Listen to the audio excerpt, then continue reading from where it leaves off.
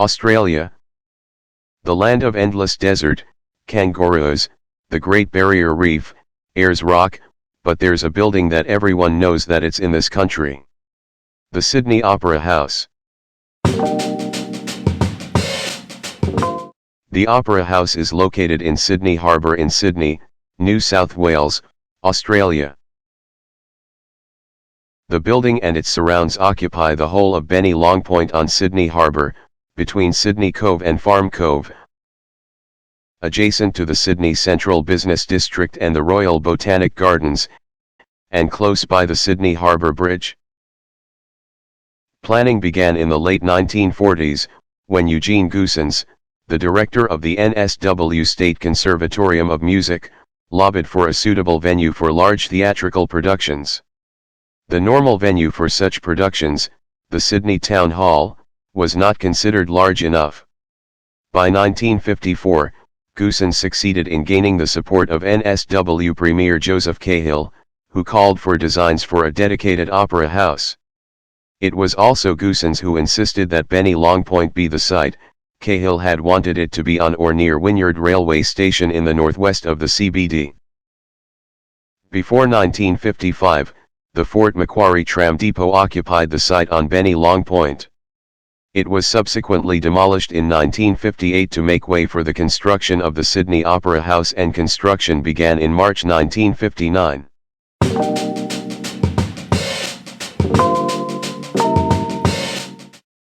An international design competition was launched on September 13, 1955 and received 233 entries. The Sydney government assembled a panel of 4 internationally renowned architects to choose the final design.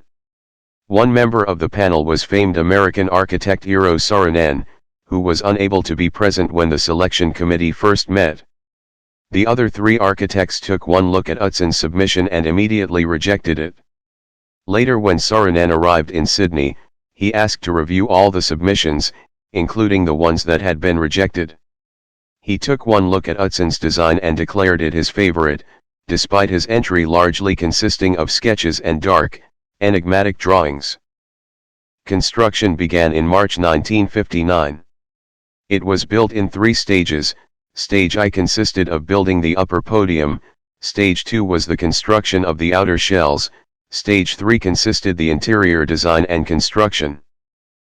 Stage I commenced on March 2, 1959. The government had pushed for work to begin early, fearing that funding, or public opinion, might turn against them.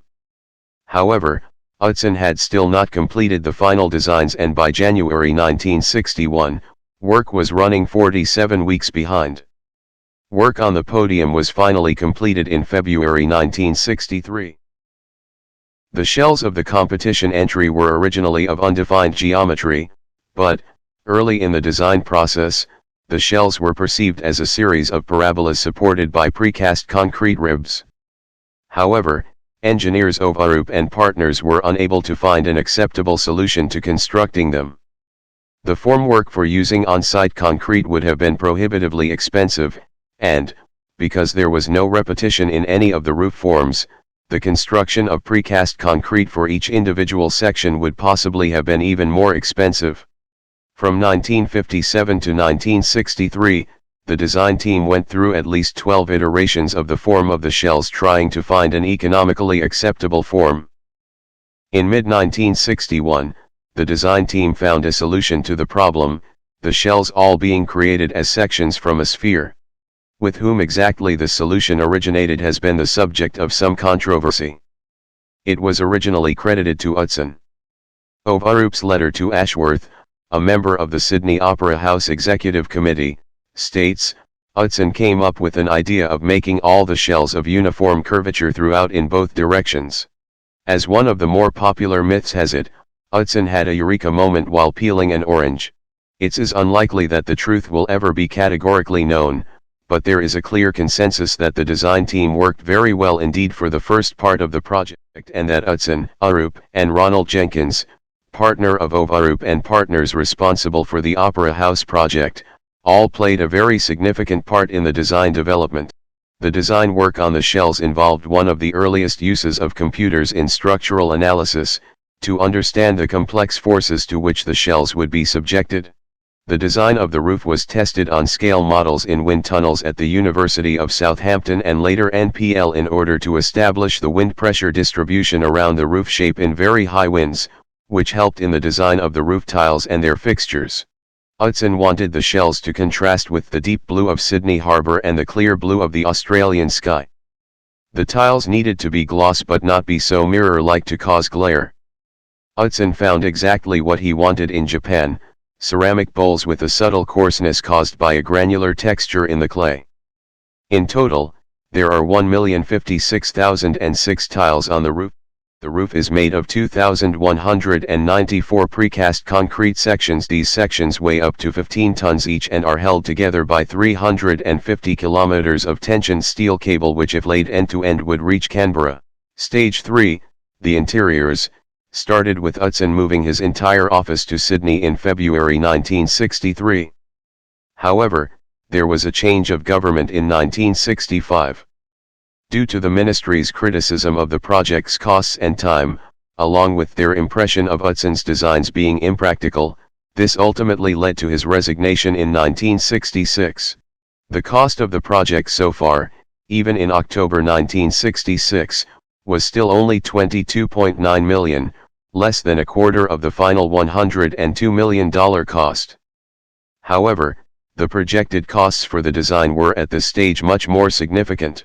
The second stage of construction was progressing toward completion when Utzon resigned. His position was principally taken over by Peter Hall, who became largely responsible for the interior design. He imagined he would find the design and documentation for the Stage 3 well advanced. What he found was an enormous amount of work ahead of him, with many aspects completely unresolved by Utzon in relation to seating capacity, acoustics, and structure. Utzon's plywood corridor designs, and his acoustic and seating designs for the interior of both major halls, were scrapped completely. His design for the concert hall was rejected as it only seated 2,000, which was considered insufficient.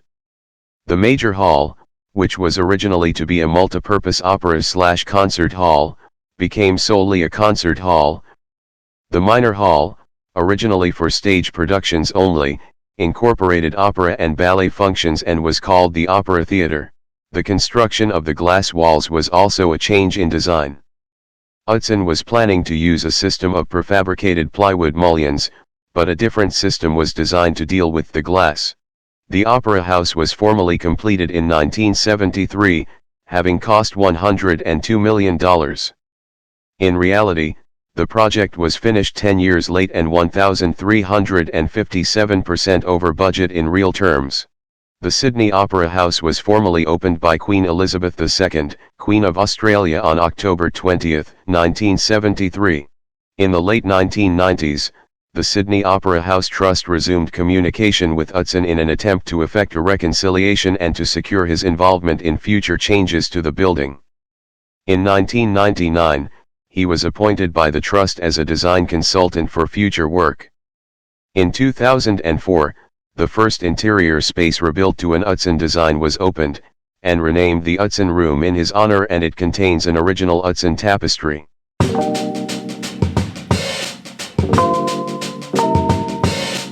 Later, Sydney Opera House was added to UNESCO's World Heritage List in 2007. Also is interesting that the Sydney Opera House is cooled using seawater taken directly from the harbour. The system circulates cold water from the harbour through 35 kilometers of pipes to power both the heating and air conditioning in the building. Apart from concerts, the venue served as the focus for triathlon events during the 2000 Summer Olympics. The building is open to the public 363 days a year, closing only on Christmas Day and Good Friday.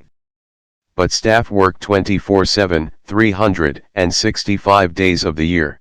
The concert hall's grand organ is the largest mechanical version of this instrument in the world, with 10,154 pipes. It took 10 years to build. Nestled beneath Sydney's Royal Botanical Gardens lies a double helix concrete car park, which is the deepest basement in the world, sinking 12 stories underground. Known as Benny Longpoint Parking Station, The Sydney Opera House car park has just 7 meters of soil and rock between it and the surface of the gardens, built within a man-made sandstone cavern 42 meters into the earth. It has become famous within the architectural and building world for its unique design as both a structure and as a car park. The entire project took 27 months from start to finish, coming in under the original time frame proposed of 36 months, as well as coming under budget, costing just under $45 million. The key feature of the cavern was the roof, which instead of being supported by a formed concrete arch, was internally reinforced by 2,000 steel anchors. Also, the whole structure was required to have a 50-year design life, and so the roof anchorage system was designed for the 50-year design life. Sydney Opera House is not just a building, it's an icon of a city, a country, and a continent. It's one of the most popular and recognizable buildings in the world, and this landmark will remain for many more years to come. Thank you for watching this video, hope you enjoyed it. And if you want more content like this, subscribe to my channel.